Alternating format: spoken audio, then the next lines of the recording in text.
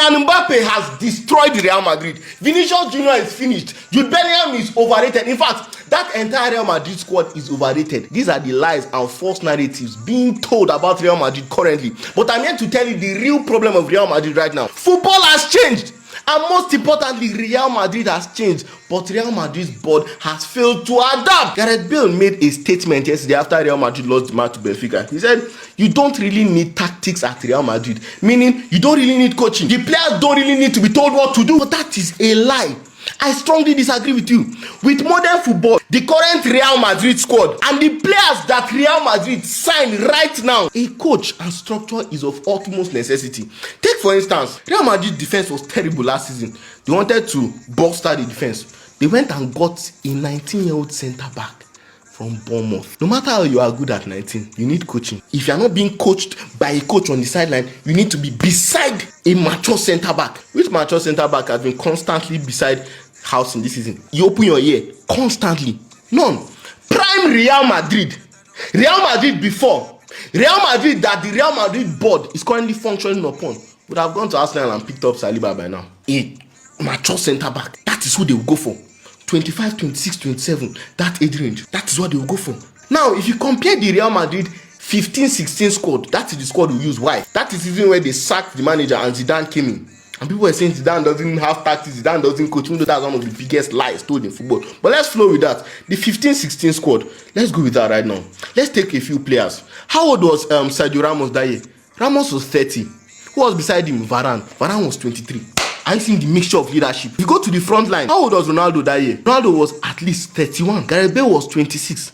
Benzema was 28. You go to the midfield, Modric was I think 30 or thereabouts. Cruz was I think 24, 25. Casemiro was young. You can see the mixture of leadership and you can see the mixture of age in the team. Now, you go to the current Real Madrid squad and you look at their age. Do you know that the average age of that squad was 26-year-old or 27? The average age of the on-field players that played for Real Madrid yesterday against Benfica is what? 22 years old. Too many young players. Look at it now. Mastanton is how old? 18.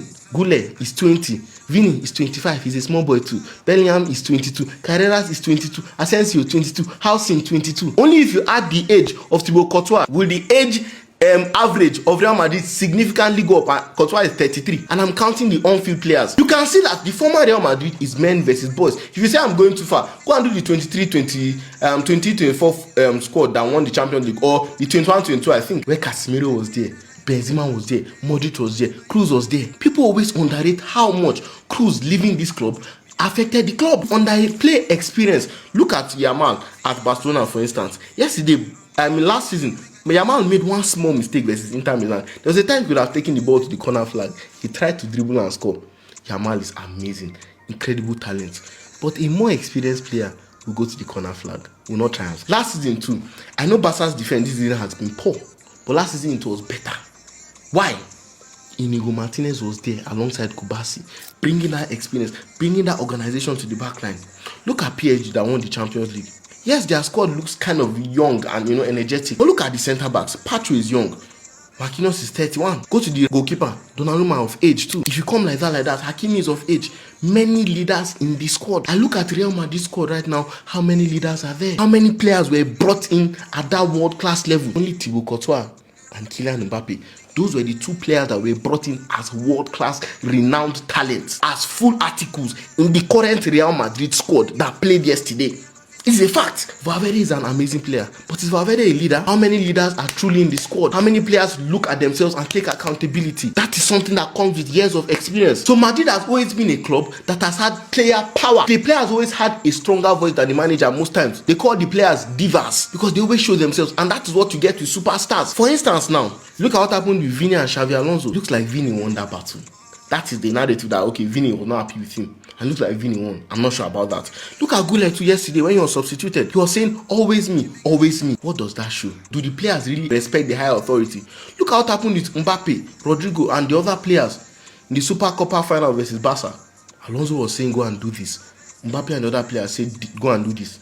Who do they respect? They respect of hierarchy. So that has to change. In modern football, with the crop of players you have right now, the manager power has to be more than the player power. That's just the fact. You have to bring in a manager right now that you can fully entrust with this squad and say, I trust you. Anything you say is right. That's what Barca done with Hansi Flick. Hansi Flick is like Lord at that score in that team. Anything he says goes. Any players he wants, yes, as long as we have financial constraints, but as long as it's within the range of what you can get, we get him for you with our best ability. You want to bench this player, bench that player. You want to play that player, play that player. Even Barca, look at them. Look at the experience that they have scored too. I forgot to mention the front three. Rafinha is about 28 or thereabout. Lewandowski, more than experience. Yamal, young. You can see the mixture of youth and experience.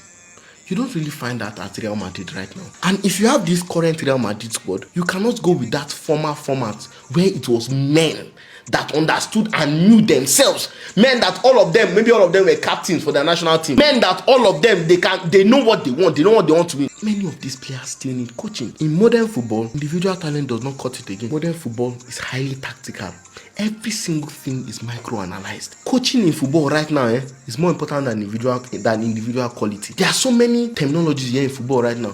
In football, your out of possession formation is different from your in possession formation. You see so many 4-3-3, 4-3-2-1, down one, this one, down one. Every little thing is micro-analyzed. For instance, look at Real Madrid versus Arsenal last season. Which squad has better individual quality? Real Madrid by far. You cannot even compare it. When you look at the attacking talent especially. But which squad won? The more organized squad, the more disciplined squad, the more tactically drilled squad. Arsenal won that game. Mbappé, you are my boy too. But look at PSG for instance.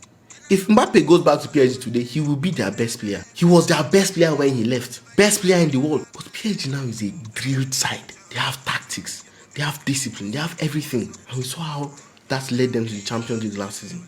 Mourinho made a statement after the game last night. He said, Mbappé killed us, but we played an extraordinary match, our best match in this competition. Meaning what? Mbappé was still a problem. He knew Mbappé would be a problem, but he drilled the side tactically. Anybody that watched that match yesterday knew that Benfica should have scored at least 8 goals by the chances they had. That is how well drilled they were yesterday. Individual talent cannot cut it. That is why Mbappé is on the verge. In fact, broke the record of most goals scored in a Champions League group stage. Real Madrid is still going to play the playoffs. They did not qualify automatically. So Madrid now has to adapt, has to shift that format. There has been a cultural shift, but it looks like the cultural shift only shifted to how they appoint managers, because it looked like they were trying to adapt modern football by appointing a young manager in Xabi Alonso. They quickly left that. So how they appoint managers, how they sign players, the players they keep, players that come in, that all that changed, but the board remained the same. They didn't shift their mentality to being patient with managers, shifting player powers, what players get in their favor and what players do not get. Madrid has to adapt. The change has to start from the top. Players will come and go, managers will come and go. But if this current thing does not change, if they don't adapt to the times of football, you will get results here and there. But Champions Leagues are marathons. Title races in the La Liga or wherever are marathons. You might even pick up a Super Copa here, a Copa del Rey here. But in the long run, will your glory, will your triumphs be sustained? That is the question. So Real Madrid board, adapt to the times.